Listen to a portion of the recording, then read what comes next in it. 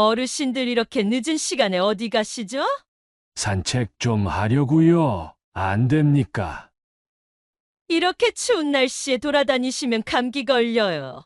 가뜩이나 나이 드셔서 면역력도 약하신데. 그러다 진짜 감기 걸리시면 그쪽도 손해고 저희도 손해예요. 저희가 돌봐드려야 하잖아요. 그게 무슨 소립니까? 제 몸은 제가 알아서 챙겨요. 그쪽 없으면 저희가 아무것도 못하는 사람으로 보입니까? 그렇다고 저희가 아플 때 제대로 봐주지도 않지 않습니까? 누가 들으면 오해하겠네요. 저희는 모든 서비스를 제대로 제공해드리고 있어요. 내가 내 돈 내서 요양원 들어왔는데 왜 저희를 못 잡아 먹어 안달입니까? 무슨 말씀을 그렇게 하세요? 저희가 제공하는 시스템에 잘 따라주시지 않는 건 그쪽이잖아요. 뭐라고요? 그쪽. 저는 여기 사는 사람입니다. 사는 사람, 저한테 그러셔도 되는 겁니까? 이게 어떻게 된 일일까요? 행복하기 위해 들어간 요양원에서 직원과 말싸움을 벌이고 있는 어르신인데요. 오늘은 박영길님의 사연입니다. 어떤 내용의 이야기일지 바로 들어보도록 하겠습니다. 안녕하세요. 제 이름은 박영길이라고 합니다. 올해로 78입니다. 제가 제 사연을 이렇게 여러분께 말씀드릴 줄은 전혀 몰랐네요. 제 이야기 끝까지 들어주시고 제가 어떤 선택을 했어야 했는지 많은 의견 주시면 감사하겠습니다. 그럼 이야기 시작하겠습니다. 지금으로부터 1년 전쯤 일입니다. 그날은 날씨가 좋았던 걸로 기억합니다. 평소대로 아침 일찍 일어나 집 근처 산책을 하고 아내가 차려준 아침밥을 먹었습니다.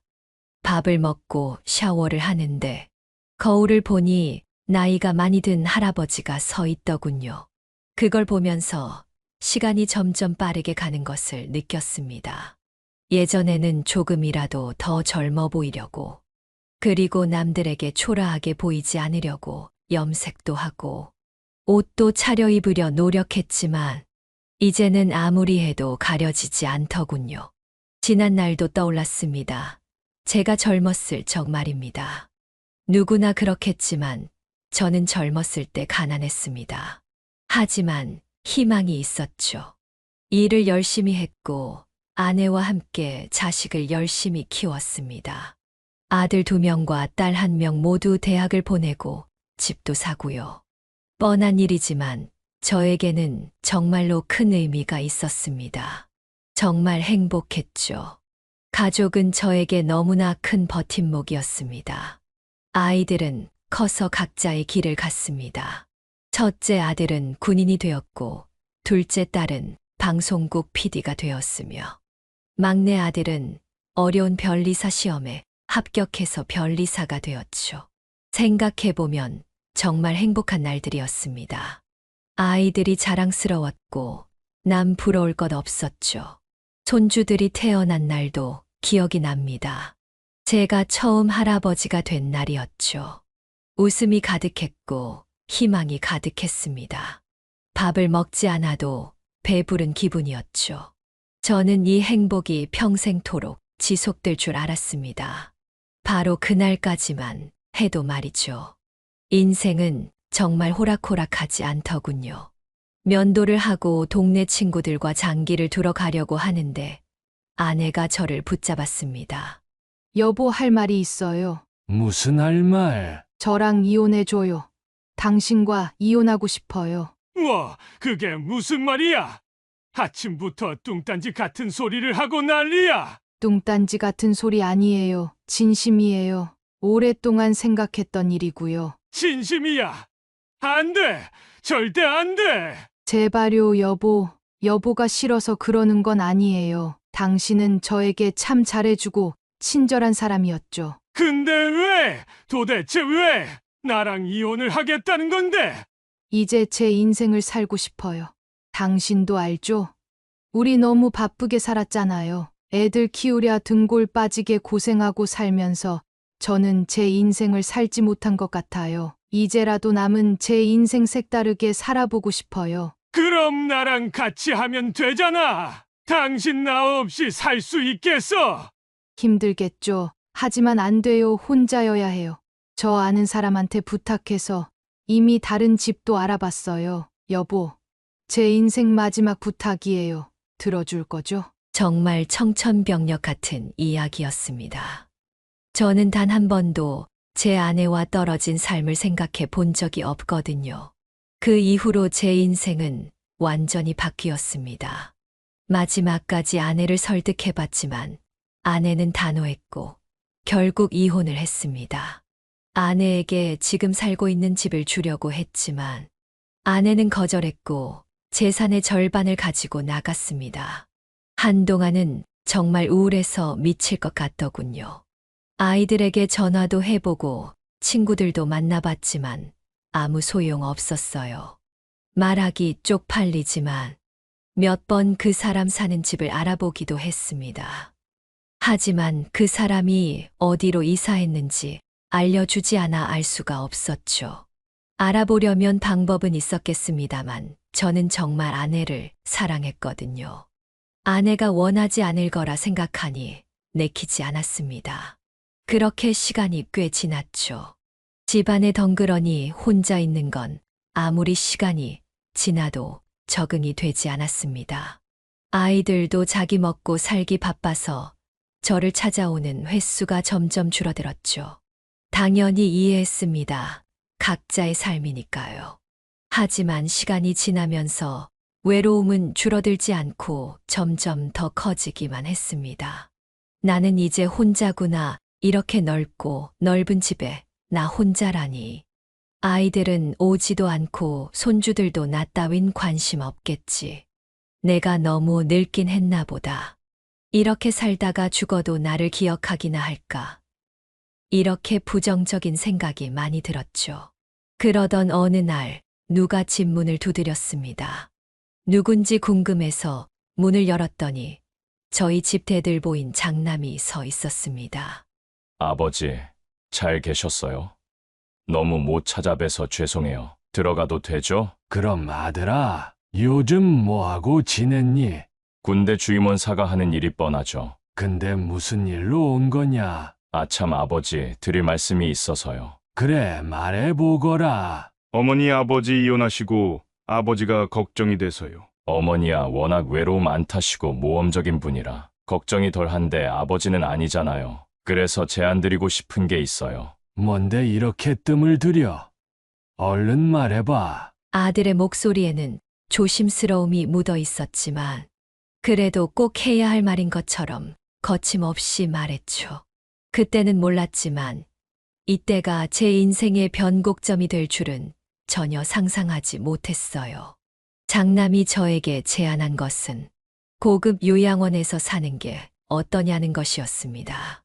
듣자마자 든 기분은 최악이었습니다. 왜냐하면 요양원은 저에게 버려지는 곳 같았기 때문이었죠. 나이가 들어 쓸모 없어진 부모들이나 몸이 아픈 사람들이 가는 곳이요. 제 주변에도 그런 사람들이 많았기에 잘 알고 있었습니다. 그래서 순간 표정이 굳어졌습니다. 아들은 그걸 예상이라도 한 듯 바로 말을 이어갔습니다. 아버지 무슨 생각하시는 줄 아는데 전혀 그런 곳 아니에요. 아버지가 원하시는 시설 모두 갖춰져 있고 거기 계시는 어르신 분들도 많아요. 정말 여러 가지 프로그램이 많아서 아버지가 거기 가시면 지루할 틈이 없으실 거예요. 밥도 맛있다고 소문났더라고요. 장남의 설명을 들으면서 생각이 복잡해졌습니다. 말했다시피 처음엔 기분이 나빴지만 이후로 솔깃했기 때문이었죠. 불안하지만 관심이 생겼달까요. 아내가 떠나고 난 뒤 이 우울했던 기분을 거기 가면 치유할 수 있을까라는 기대가 생긴 거죠. 거기 가면 너희들 자주 올 수 있는 거냐? 그럼요 아버지. 집이랑 똑같은데 아버지 친구분들이랑 다 같이 모여 산다고 생각하시면 돼요. 자주 찾아뵐게요. 어머니 걱정도 마세요. 저희가 잘 챙길게요. 네 엄마는 뭐라고 하디? 어머니한테도 권유드렸는데 어머니는 해외여행을 가신다고 하시더라고요. 꽤 오랫동안 다녀오신다고 해서 다녀오면 다시 얘기하기로 했어요. 어머니도 관심 있으신 것 같던데요. 아들의 그 말에 마음이 괜찮아지긴 했지만 여전히 걱정이 되었습니다. 평생 한 집에서만 살았던 제가 아무 연고도 없는 곳에 간다는 것이 두려웠습니다. 그래서 일단 가서 결정하기로 했죠. 그렇게 장남의 제안을 받아들였습니다. 그 다음 날 바로 그 고급 요양원에 방문을 했습니다. 처음 그곳에 도착해서 본 그곳의 외관은 정말 멋졌습니다. 현대적인 고층 건물이었죠. 낡은 곳도 보이지 않았고요. 직원들이 저희를 마중 나왔습니다. 웰컴 티와 작은 선물도 준비했더군요. 밝은 미소와 인사로 저희를 맞아주니 마음이 놓이긴 했습니다. 여기서 살아야겠다고 생각이 든 건 그 이후였습니다. 안으로 들어가서 내부를 둘러보니 크진 않지만 혼자 살기에 딱 좋은 전망 좋은 방, 그리고 제가 좋아하는 장기와 바둑 교실도 있었고 헬스장과 목욕탕도 있었습니다. 심지어 영화관과 도서관 그리고 편의점과 미용실까지요. 제 아들도 들뜬 게 보였습니다. 아버지 이것 보세요. 아버지가 좋아하는 바둑하고 장기 교실도 있네요. 헬스장에선 PT도 공짜래요. 와 필라테스도 있구나. 없는 게 없네. 점점 제 마음은 두려움에서 희망으로 바뀌었습니다. 가능만 하다면 살고 싶었습니다. 무엇보다 제 나이 또래인 사람들을 보니 마음이 더 놓였던 것 같습니다. 하지만 이런 곳이라면 분명 비쌀 것만 같았습니다. 아들아, 근데 여기는 얼마나 하니? 너무 비쌀 것 같은데. 아버지 걱정 마세요. 아버지 집 정리하시고 남은 금액이랑 나머지는 저희가 다 충당할게요. 아버지가 남은 인생 편하게 잘 보내실 수 있다면 얼마든지 저희가 부담해야죠. 아버지 저희 키우시느라 고생 많으셨잖아요. 그 말을 들은 저는 조금 마음이 찡했습니다. 점점 제 마음은 여기서 남은 여생을 보내는 걸로 기울고 있었습니다. 그래도 여기에는 아는 사람이 전혀 없는데 친구를 만들 수 있을까 하는 걱정이 생겼습니다. 그때였습니다. 제 또래로 보이는 한 사람이 활짝 웃으며 다가와 말을 걸었습니다. 안녕하세요. 저는 최두길이라고 합니다. 새로 오셨어요? 네, 안녕하세요. 저는 박영길이라고 합니다. 반갑습니다. 여기 좋아요. 저도 온 지 6개월 차예요. 표정을 보니 고민하고 계시는 것 같아서 조금 오지랖을 부려봤습니다. 이제 자식들 걱정시키지 마시고 여기로 오셔요. 이해합니다. 저도 처음엔 걱정투성이었지만 지금은 전혀 그런 게 없습니다. 친구도 많이 사귀었고 여러 프로그램에 참여하다 보니 새 취미도 생겼어요. 정말 행복합니다. 그 말을 들은 저는 확 마음이 기울었습니다. 여기 사는 사람이 하는 말이니 확실하겠거니 했어요. 결국 그렇게 고급 요양원에서 지내기로 결정했습니다. 그날 바로 계약서를 작성했고 다음 날부터 바로 이사 준비를 했어요. 일사천리로 진행되더군요. 시원섭섭한 마음이 들었지만 이미 결정한 것이니 후회하지 않으려고 노력했어요. 이사하는 당일 두 아들과 딸, 그리고 손주들이 저를 보러 왔어요. 바보같이 눈물이 나오더군요. 저를 그곳까지 데려가 주겠다고 했지만 제가 거절했습니다. 픽업 서비스가 있었기도 했고 아내처럼 저도 혼자 씩씩하게 가는 모습을 자식들에게 보여주고 싶었어요. 아버지 잘 지내세요. 자주 찾아뵐게요. 그렇게 인사를 하고 저는 요양원으로 향했습니다. 뒤도 돌아보지 않았어요. 여러 가지 생각이 들었지만 차에 타니 금방 설레는 마음이 들더군요. 제 방에 도착해서 짐을 정리하니 정말로 내가 여기에서 사는 거구나라는 생각이 들었습니다. 그날 밤에는 잠을 잘 못 잤던 것 같아요. 여러 가지 생각이 머릿속을 헤집고 다녔지만 아마도 설레어서 그랬던 것 같습니다. 그렇게 새로운 삶이 시작되는 두 번째 날이 되었습니다. 똑똑 문을 두드리는 소리에 깼습니다. 비몽사몽한 채로 주위를 둘러보니 이제야 새로운 곳에 왔다는 실감이 들더군요.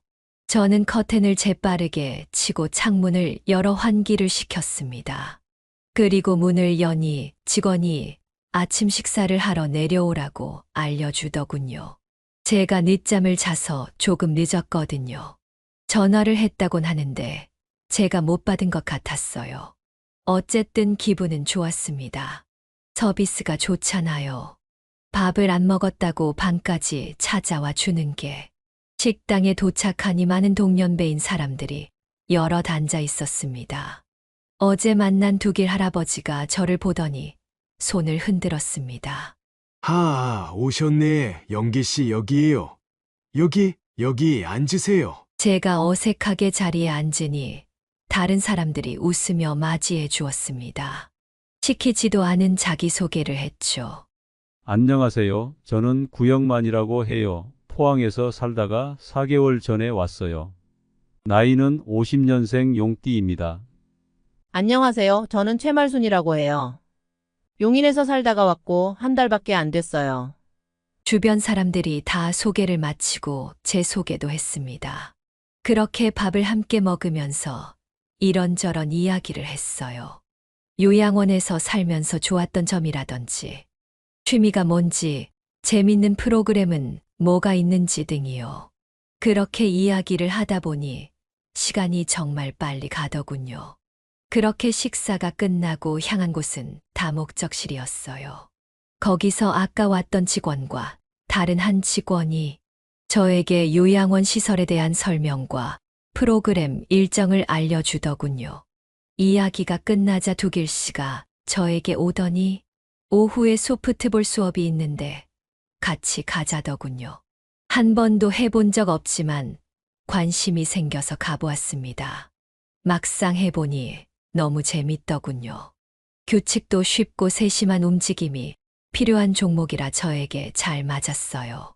수업이 끝나고 두길 씨는 저를 데리고 난 키우기 수업에 갔어요. 제가 조용하고 세심한 일을 좋아하는 걸 어떻게 알았는지 참 신기하더군요. 난 키우는 게 저희 로망 중에 하나였거든요. 그렇게 처음에는 낯설었지만 매일매일 적응을 해갔습니다. 요양원에서는 매번 새로운 프로그램을 저에게 제안했고, 저는 거의 대부분의 프로그램에 참여를 했습니다.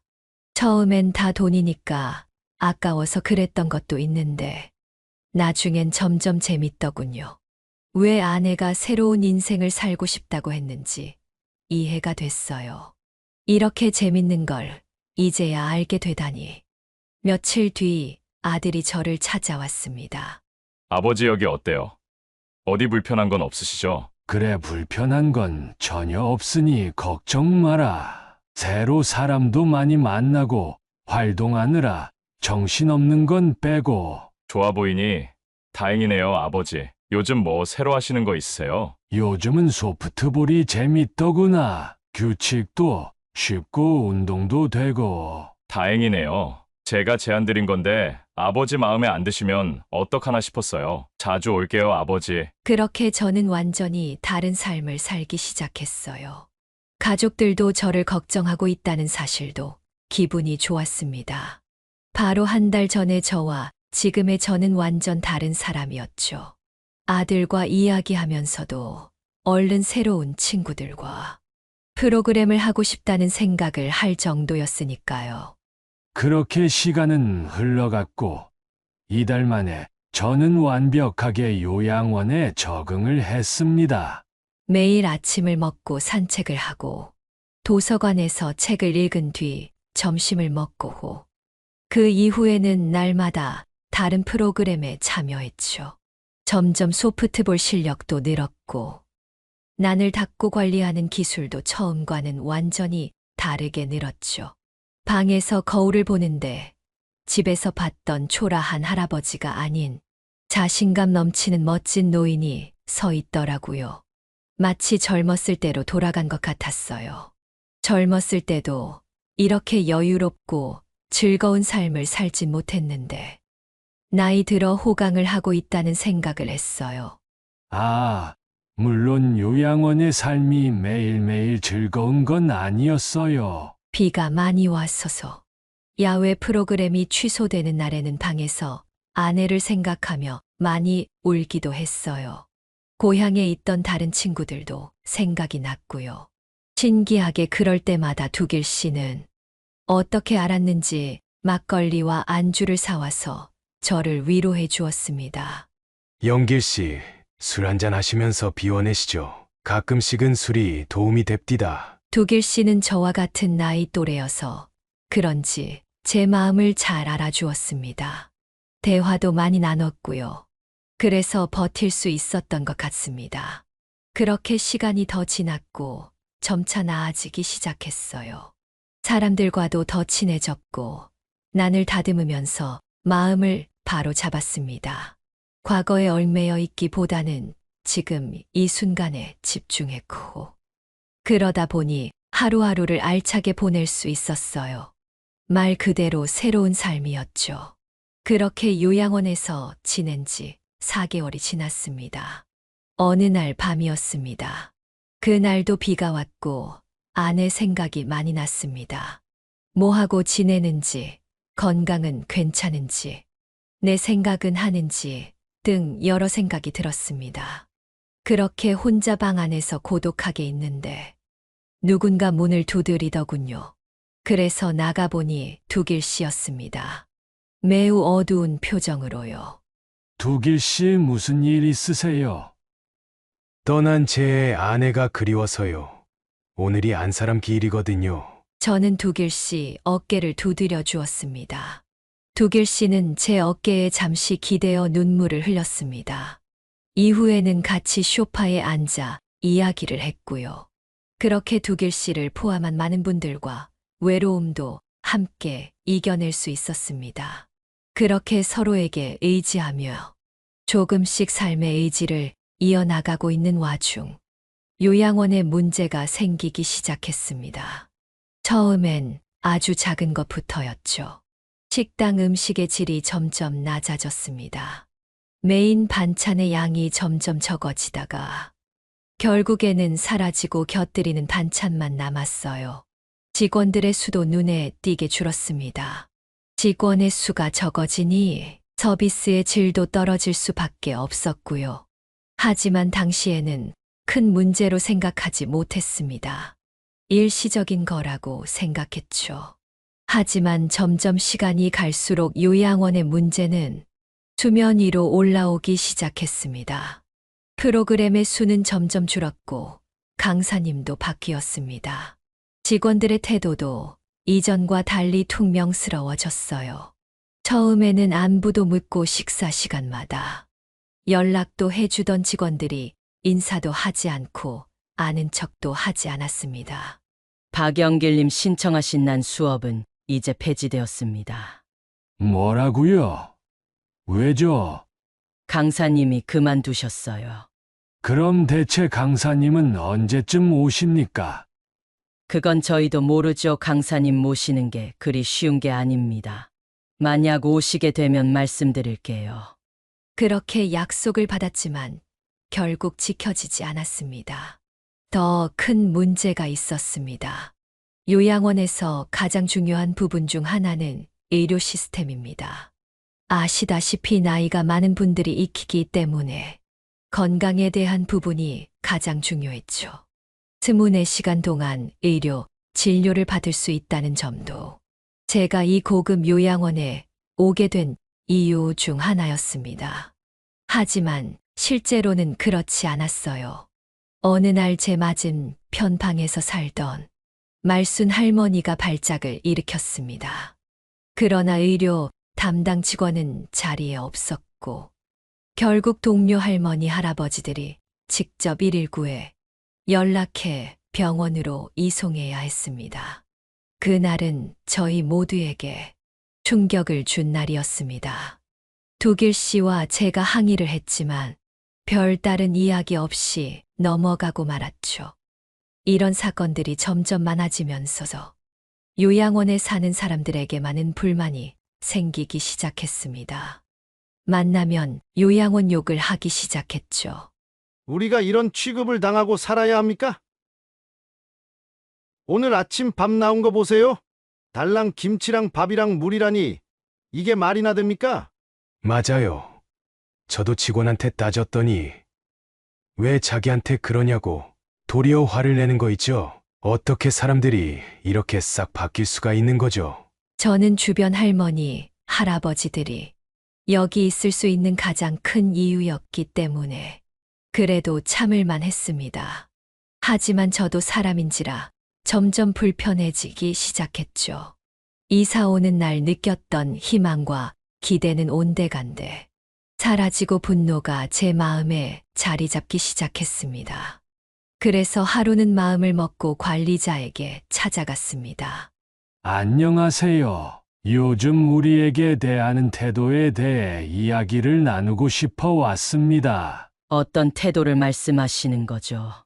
시스템이 매끄럽지 않은 것은 저희 모두 이해하고 있습니다. 사람이 하는 일이 그럴 수 있는 거죠. 하지만 저희에게 불친절하게 대답하는 태도는 용납할 수 없습니다. 박영길님 말씀 잘하셨네요. 저희도 사람인지라 일이 고되다 보면 그럴 수 있는 거 아니겠습니까? 저희도 최선을 다해 어머님, 아버님 분들 서포트하고 있습니다. 저희도 한계라는 게 있고 모든 사람을 어떻게 만족시킬 수 있겠어요. 양해 좀 부탁드립니다. 너무나도 형식적인 대답이었습니다. 더군다나 불친절했고요. 제 이야기를 제대로 듣고 있지 않다는 느낌이 강하게 들었습니다. 이런 문제들은 지속해서 발생했고 결국 요양원의 분위기는 돌이킬 수 없을 정도로 안 좋게 변해갔습니다. 프로그램이 많이 없어져서 사람들은 점점 밖으로 나오지 않게 되었고 식사의 질이 낮아지니 아침을 건너뛰는 일도 많았습니다. 영길 씨, 요즘 어때요?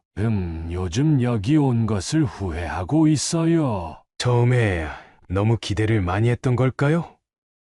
저도 그래요. 이렇게 살 바엔 차라리 다시 나가서 혼자 지내는 게 낫겠다 싶어요. 그 말을 들은 저는 가슴이 아팠습니다. 두길 씨가 나간다면 저는 가까스로 친해진 친구 한 명을 잃고 말 테니까요. 우리 모두 더 행복한 미래를 위해. 요양원에 왔지만 그런 미래는 존재하지 않았습니다. 그날 밤 오랜만에 식당에 모여 밥을 먹으며 못했던 이야기를 하고 있었습니다. 그런데 한 할머니가 캑캑대며 그대로 뒤로 넘어가는 게 아니겠어요? 식당은 한순간에 혼란의 도가니에 빠졌고 모두 충격을 받았습니다. 도와주세요. 할머니가 쓰러졌어요. 얼른 119에 전화해 주세요. 여기 직원 없나요? 하지만 직원들은 그 상황을 보고 움직이지 않았습니다. 오히려 못 본 척 했죠. 뭐 하시는 겁니까? 빨리 움직여야 해요. 지금 이 상황이 보이지 않나요? 제가 직원에게 달려가 직접 말을 하니 그제서야 움직이기 시작했습니다. 응급처치도 제대로 하지 않았고 구급차를 언제 불렀는지 정말 느리게 왔습니다. 숨이 안 쉬어져요. 저 좀 살려주세요. 할머니는 정말로 곧 죽을 것처럼 보였습니다. 절박한 목소리가 식당에 울려 퍼졌습니다. 거기에 있는 사람들 모두 할머니가 어떻게 될까봐 공포를 느꼈습니다. 어쩔 줄 몰라 발을 동동 구르고 있는 그때 구급차가 왔습니다. 요양원의 시스템이 이렇게도 망가져 있을 줄은 몰랐습니다. 구급대원이 그제서야 할머니 심폐소생술을 시작했지만 이미 늦어버렸습니다. 할머니는 그대로 다시는 깨어나지 못했죠. 그날부터 요양원은 우리의 쉼터가 아니었습니다. 모든 주민들은 불안과 공포를 느꼈고 처음 느꼈던 설렘과 기대는 온데간데 없이 사라져 버렸습니다. 저는 방 소파에 앉아 생각했습니다. 여기는 그리고 나는 이제 어떻게 되는 거지? 나의 삶이 이렇게 비극으로 끝나는 건가? 내가 뭘 잘못했길래 이러는 거지? 이대로 가만히 있을 순 없어. 그 다음 날 저의 주도로 요양원 사람들을 모아 문제에 대해 이야기를 하기로 했습니다. 사람들은 불만을 모았고 다 같이 모여 관리자를 찾아갔습니다. 이게 어떻게 된 겁니까? 우리가 우리 돈 내고 사는데 이런 식이면 우리가 살 수 있겠습니까? 들어올 때와 말이 다르잖소. 하지만 관리자의 반응은 전과 같이 형식적이었습니다. 말도 안 되는 말로 변명을 하고 지금 상황만 어떻게든 넘어가려 했습니다. 저는 점점 불안해지기 시작했고 남은 인생을 여기서 보내기가 싫어졌습니다. 어느 날 길을 가던 중 복도에서 직원들이 말하는 소리를 들었습니다. 이제 6개월 지났으니 대충 해도 돼. 돈은 이미 다 받았잖아. 어차피 다들 나이 들어서 활동도 많이 못하고 기억력도 안 좋아서 절대 몰라. 그 말을 듣는 순간 모든 게 무너지는 듯한 느낌이 들었습니다. 요양원 직원들은 우리를 진심으로 존중해 주는 게 아닌 단지 돈줄로 생각하고 있는 것이었습니다. 그날 밤 저는 잠을 이루지 못했습니다. 직원들의 목소리가 계속해서 제 머리에 맴돌았습니다. 그래서 다음 날 두길 씨를 찾아가 이야기했습니다. 두길 씨, 저는 더 이상 여기 있지 못하겠어요. 직원들은 우리를 그냥 돈 많은 애물단지라고만 생각하고 있어요. 요양원의 직원들은 점점 차갑게 식어갔고 나중에는 저희가 있든 말든 신경도 안 쓰고 불평불만을 얘기했습니다. 저희가 산책하고 있는데도 대놓고 담배도 피더군요. 야, 301호 할아버지 절대 기억 못해. 저번에 아들이 잘 부탁한다고 또 500만 원 주고 갔는데 그거 우리가 쪼개 먹자. 이 대화를 듣고 나니 요양원의 진짜 실상을 알게 되었습니다. 직원들은 우리를 인간으로 보고 있지 않았습니다. 이건 제가 꿈꾸던 미래가 아니었습니다. 점점 더 상황은 악화되어 갔고 사람들은 불만이 가득했습니다. 아까 저 직원이 저보고 할매라고 부르더라고요. 아들이 절 보러 왔을 때는 엄청 친절하게 하다가 가니까 바로 차갑게 식었어요. 저는 그런 이야기를 들으며 더 이상 여기에 있고 싶지 않다는 생각이 들었습니다. 며칠 뒤 장남이 찾아왔습니다. 아버지 어디 편찮으세요? 얼굴이 안 좋아 보여요. 저는 장남에게 지금까지 있었던 모든 일을 말했습니다. 장남은 제 이야기를 듣고 가슴 아픈 표정을 지었습니다. 아버지 죄송합니다. 저희가 더 자세히 확인했어야 했는데. 그 말을 들은 저는 더 슬퍼졌습니다. 이제 와서 어떻게 할 수도 없었고 아들도 더 적극적으로 뭔가 할 생각은 없어 보였기 때문이었습니다. 그렇게 6개월 차가 되었고 점점 더 가족과도 연락이 안 되기 시작했습니다. 그러면서 저도 밖에 나가기보다는 방 안에서만 있는 시간이 많아졌습니다. 이렇게 지낼 수는 없다고 생각했습니다. 슬펐습니다. 그럴 때마다 아내 생각이 났습니다. 이런 저를 보고 두길 씨는 걱정을 많이 했습니다. 영길 씨 얼굴이 너무 안 좋아요. 아들이 보낸 한약인데 이것 좀 먹어봐요. 아니에요, 괜찮아요. 고맙습니다, 두길 씨. 말은 이렇게 했지만 전혀 괜찮지 않았죠. 그날 저녁 저는 처음으로 제가 먼저 장남에게 전화를 했습니다. 자식에게 짐을 주지 않는 멋진 부모가 되고 싶었지만 도저히 여기에 있을 수는 없었습니다. 아들아, 나다. 잘 지내고 있니? 예, 잘 지내고 있어요. 요즘 훈련이다 뭐다 해서 정신이 없네요. 아버지 잘 지내고 계시죠? 그래, 그럭저럭 지내고 있다. 많이 바쁘구나. 혹시 언제쯤 올 수 있니?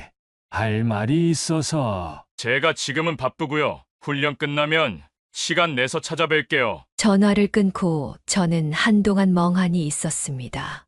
엄청난 후회가 밀려왔죠. 내 인생이 왜 이렇게 됐는지 암울한 기분이 들었습니다. 아내도 떠나고 아이들은 저를 귀찮은 존재로 생각하는 듯 보였습니다. 바빠도 챙겨야 하는 게 가족인데 아이들이 정말 제가 귀찮았어. 요양원에 보낸 걸 수도 있겠다는 생각이 들었습니다. 장난만 그럴 수도 있으니 둘째에게도 전화를 걸었습니다. 딸아, 나다. 잘 지내고 있니? 아빠, 미안한데 나 지금 촬영 중이야. 뭔데 할 말 있으면 빨리 말해, 나 가봐야 해. 아니다. 일 봐라. 별일 아니야. 속으로는 지금 네 애비가 속이 문드러져 가고 있다라고 말하고 싶었습니다. 내 마음을 알아주는 사람은 하나도 없었습니다. 가족의 외면으로 인한 외로움과 쓸쓸함은 저를 더 암울하게 만들었습니다. 밤마다 아내와 가족들을 생각했고 내가 왜 이렇게 됐을까 하는 후회 속에 나를 지샜습니다. 어느 날 거울 앞에 서서 저를 보니 이사 오기 전 늙고 추레한 노인이 서 있더군요. 왠지 모르게 눈물이 났습니다. 세수를 하고 머리를 빗어도 깊게 파인 주름과 뻣뻣한 머리카락은 감출 수 없었습니다. 다른 사람들도 마찬가지처럼 보였습니다. 식당에서 만나도 이야기를 하지 않게 되었고 다들 재빨리 자기 방으로 돌아가기 바빴습니다. 아마 모두가 같은 감정을 느끼고 있었겠죠. 며칠 뒤 제 생일날이었습니다. 로비에 앉아 바깥을 바라보고 있었습니다. 들어오는 젊은 사람들을 보며 가족이 오지 않을까 기다리고 있었습니다. 몇 시간이 지나도 전화도 한 통 없사 제가 먼저 막내에게 전화를 걸었습니다. 아버지, 무슨 일이세요? 잘 지내고 계시죠? 그 말을 들으니 가족이 오지 않을 거라는 확신이 들었습니다. 대충 전화를 끊고 한동안 멍하니 있을 수밖에 없었습니다. 오래전에 제 생일날 다 같이 즐거워하며 맛있는 식사를 하던 모습이 그리웠습니다. 그때를 생각하니 지금의 제가 더 초라해 보이더군요. 이제 어떠한 기대도 희망도 없던 와중 두길 씨가 와서 같이 산책을 나가자고 했습니다. 너무 늦은 시간이라 저는 대충 옷을 갈아입고 나갔죠. 두길 씨는 제가 너무 어두워진 걸 보고 바람이라도 쐴 겸 나가자고 한 거였습니다. 하지만 나가자마자 직원들의 불편한 시선이 느껴졌습니다. 늦은 시간 우리가 나오면 신경을 써야만 해서였을 겁니다. 우리도 시선을 의식해서 빨리 그곳을 벗어나려 하는데 관리자가 와서 뭐라고 하더군요. 박영길, 최두길님 이렇게 늦은 시간에 어디 가시죠? 산책 좀 하려고요. 안 됩니까? 이렇게 추운 날씨에 돌아다니시면 감기 걸려요. 가뜩이나 나이 드셔서 면역력도 약하신데. 그러다 진짜 감기 걸리시면 그쪽도 손해고 저희도 손해예요. 저희가 돌봐드려야 하잖아요. 그게 무슨 소립니까? 제 몸은 제가 알아서 챙겨요. 그쪽 없으면 저희가 아무것도 못하는 사람으로 보입니까? 그렇다고 저희가 아플 때 제대로 봐주지도 않습니까? 누가 들으면 오해하겠네요. 저희는 모든 서비스를 제대로 제공해드리고 있어요. 내가 내 돈 내서 요양원 들어왔는데 왜 저희를 못 잡아 먹어 안달입니까? 무슨 말씀을 그렇게 하세요? 저희가 제공하는 시스템에 잘 따라주시지 않는 건 그쪽이잖아요. 뭐라고요? 그쪽? 저는 여기 사는 사람입니다. 저한테 그러셔도 되는 겁니까? 관리자는 어이없다는 표정을 짓고는 자리를 떴습니다. 너무나 화가 나더군요. 도저히 참을 수가 없었습니다. 그래서 저는 바로 방으로 돌아가 장남에게 전화를 걸었죠. 아들아, 나다. 내가 오늘 무슨 일을 겪었는지 알면 너도 분명 화가 날 거다. 아버지, 늦은 시간 무슨 일이세요? 한번 들어봐라. 아버지 지금 새벽이에요. 저 훈련 때문에 새벽 5시에 나가야 한다고요. 내일 이야기해요. 내일 알았죠? 제가 연락드릴게요. 장남은 그대로 전화를 끊어버렸습니다. 저는 전화기를 손에서 놓지 못했습니다. 그 모습을 본 두길 씨는 저희 손을 잡고 위로해 주었습니다. 영길 씨 괜찮아요? 여기 앉아서 차 한 잔 마셔요. 인생을 살면서 그렇게 초라했던 적은 얼마 없을 겁니다. 두길 씨에겐 고마웠지만 하나도 위로가 되지 않았습니다. 참아왔던 눈물이 왈칵 쏟아질 것만 같더군요. 요양원의 생활이 이렇게나 힘들고 외로울 줄은 몰랐습니다.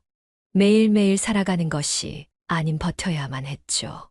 그 사건 이후로는 산책도 별로 남지 않은 프로그램도 나가지 않았습니다. 밖에 나가면 또 직원과 싸울까봐 불안했습니다. 그러다 며칠 뒤 관리사무소에서 공지가 내려왔습니다. 식사 시간을 축소하고 그 시간 안에 밥을 먹지 않으면 굶어야 한다는 것이었습니다. 그것뿐만이 아니었어요. 프로그램 수를 더 줄이고 일괄적으로 모두 참여하는 방식으로 시스템을 변경한다고 했습니다. 주민들은 그 공지를 듣고는 모두 화를 내기 시작했습니다. 한 할아버지가 거칠게 항의했지만 역시나 통하지 않았죠. 저는 통하지 않을 걸 알기에 가만히 있었죠. 할머니, 할아버지들은 너무나도 예민해져서 서로 싸우기도 했습니다. 우리의 적은 서로가 아닌데 말이죠. 그런 모습을 볼 때마다 가슴이 무너지는 듯 했습니다. 얼마 전까지만 해도 하하호호 웃으며 함께 밥을 먹고 운동을 했던 사이인데 말이죠. 틈이 날 때마다 관리자에게 갔어. 항의를 했지만 돌아오는 건 무기력하고 형식적인 답변뿐이었습니다. 그 답변을 들으면 정말 낙담할 수밖에 없더군요. 이제 벗어날 방법도 없었습니다. 가족의 동의가 있지 않은 이상 나갈 수가 없었거든요. 그래서 정말 마지막이라고 생각하고 장남에게 전화를 걸어 다짜고짜 말했습니다. 대답할 필요 없다. 난 여기서 당장 나가고 싶다. 여긴 천국이 아니라 지옥이야. 너네가 바쁘든 말든 난 상관 안 한다. 당장 여기서 날 내보내줘.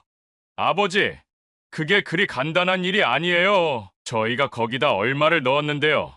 저희도 힘들어요. 아버지까지 이러시면 저희가 어떻게 살아요? 저희도 가족이 있어요. 조금만 더 버텨보세요. 조만간 애들끼리 얘기해서 찾아갈게요. 가족의 이런 차가운 냉대는 정말 적응이 안 되더군요. 이게 내가 사랑하던 아들이 맞나 싶었습니다. 저는 저를 자책하고 괴로워했습니다. 이제 믿을 구석이라곤 두길 씨밖에 없었죠. 하지만 두길 씨도 많이 힘들어 보였습니다. 그러던 어느 날 우리의 인생을 바꿀 일이 발생했습니다. 똑같이 밥을 먹으러 식당에 갔습니다. 두길 씨는 밥을 너무 적게 주는 직원에게 더 달라고 항의를 했습니다. 근데 그 직원이 안 된다고 억지를 부려 두길 씨가 조금 화를 냈는데 그 직원이 두길 씨를 밀어버렸습니다. 두길 씨는 땅바닥에 내팽겨쳐졌죠. 그 모습을 본 저는 화를 참을 수 없었습니다. 그 직원에게 가 멱살을 잡았죠. 하지만 우리가 무슨 힘이 있겠습니까? 그 젊은 직원은 저를 잡아 던진 다음 머리에 쓰고 있던 모자를 바닥에 집어던지고 심한 욕설을 했습니다. 그리곤 식당을 떠나더군요. 더 중요한 건 거기에 있던 아무도 그 상황을 말리지 않았던 겁니다. 주변에 있던 할머니, 할아버지들도 직원들도 말이에요. 저는 아파하는 두길 씨를 부축해서 제 방으로 갔습니다. 그리곤 차를 한 잔 타서 두길 씨에게 주면서 말했습니다. 두길 씨, 우리 나갑시다. 나간다고요. 어디로요? 어디든지요. 저희는 이런 취급을 받을 존재가 아니에요. 저희도 아직 살아있는 사람이라고요. 우리 인생은 우리가 찾아야죠. 이렇게 시들해지다가 죽을 순 없다고요. 두길 씨는 제 말을 듣고 힘을 얻은 듯 했습니다. 맞아요. 우리는 아직 힘을 낼 수 있어요. 이렇게 살 순 없죠. 당장 나갑시다. 두길 씨가 그렇게 말하니 저도 용기를 가지게 되더군요. 그래요, 두길 씨. 우리가 함께하면 어떻게든 살 수 있을 거예요. 진짜 새롭게 시작해요. 남들한테 도움받지 말고요. 그럼요. 노장의 힘을 보여주자고요. 근데 우리 정말 나갈 수 있을까요? 계약도 있고 관리자들이 절대 쉽게 내보내주진 않을 텐데요. 좋은 생각이 있어요. 그렇게 우리는 늦게까지 이야기를 했습니다. 요양원을 어떻게 벗어날지, 떠난 뒤엔 어떻게 살지, 어떤 마음가짐으로 세상을 살아가야 하는지 등이요. 그런 이야기를 하다 보니 알지 못할 힘이 안에서 샘솟는 듯 했습니다. 다음 날 저는 두길 씨와 요양원의 문제점을 함께 적기 시작했습니다. 하나도 빠짐없이요.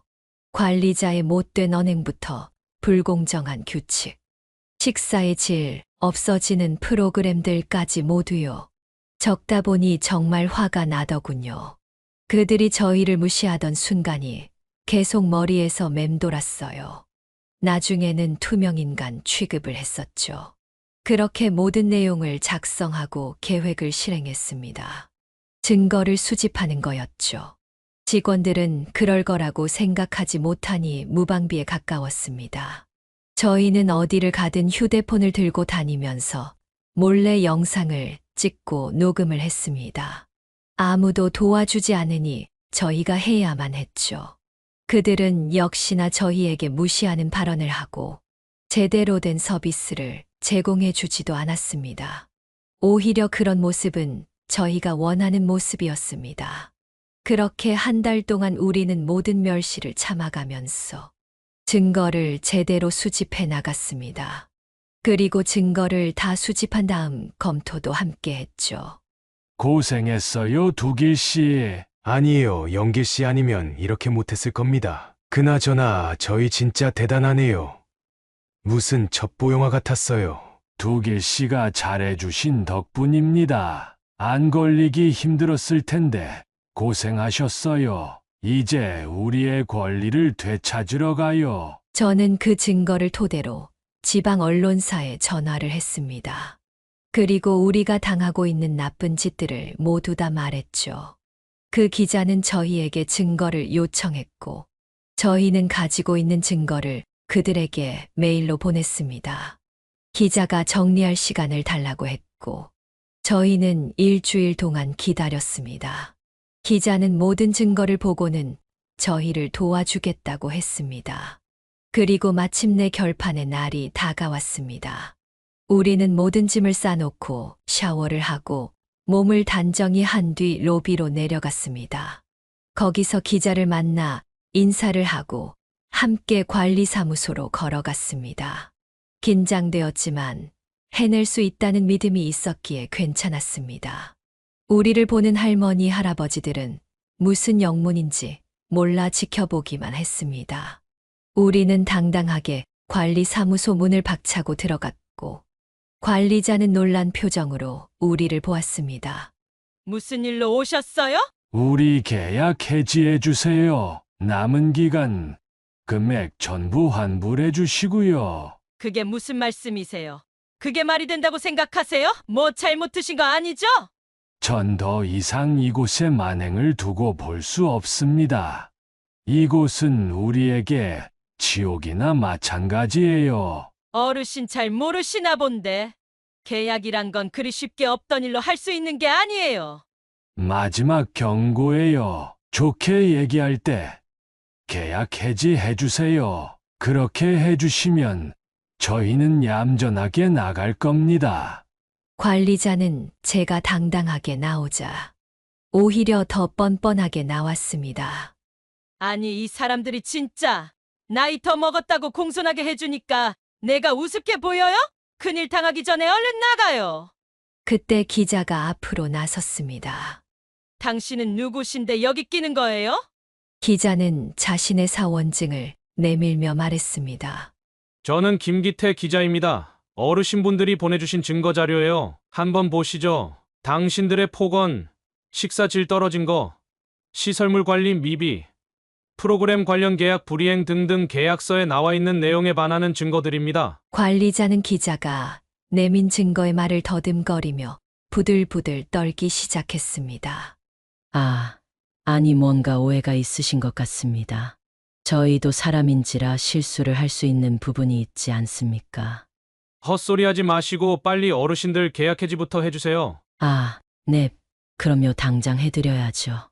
그런데 중도 계약 해지할 경우에는 부담금이 있는데 괜찮을까요? 오늘 뉴스 나오기 싫으면 제대로 하세요. 네, 알겠습니다. 전액 환불해드려야죠.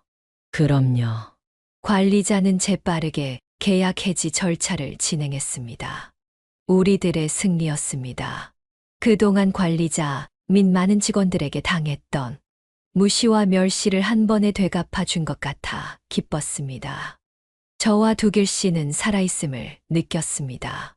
그동안 쌓여온 분노와 슬픔이면 멱살을 잡고 뺨이라도 한 대 때리고 싶었지만 같은 사람이 되기 싫어 참았습니다. 그런데 그때 두길 씨가 나서서 한마디를 했습니다.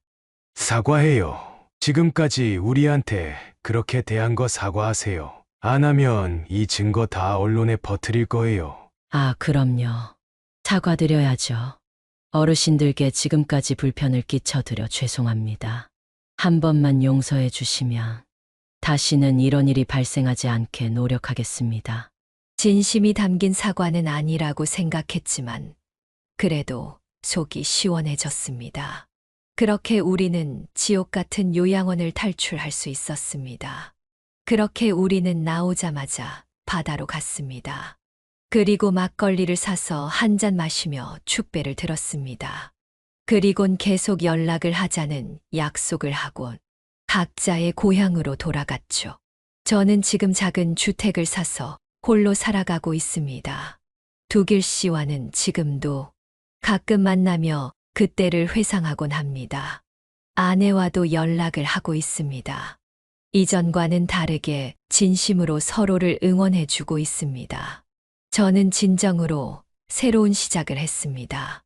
그 지옥 같은 요양원을 탈출한 뒤로 저는 마음의 평안을 얻었습니다. 힘들었지만 지금 생각해보면 덕분에 지금의 제가 있는 것 같습니다. 남은 인생 얼마나 될진 모르지만 진정한 나로 살아갈 수 있을 듯합니다. 여러분은 어떻게 살고 계신가요? 자신을 억눌러가며 주변에게 맞춰 살아가지는 않으신가요? 저의 이야기는 여기까지입니다. 지금까지 들어주셔서 감사합니다. 네, 오늘 이야기는 어떠셨나요? 오늘 이야기를 듣고 어떻게 생각하시는지 어머님, 아버님의 생각을 댓글로 공유해주세요. 저는 또 다른 사연으로 찾아뵙겠습니다. 좋아요, 구독, 알람 설정을 통해 앞으로도 따뜻한 정을 나눌 수 있게 함께 해주세요. 어머님, 아버님의 삶의 지혜와 경험을 나눌 수 있는 통로가 되겠습니다. 오늘도 인생을 바꾸는 관점을 통해 사연을 들어주셔서 감사합니다.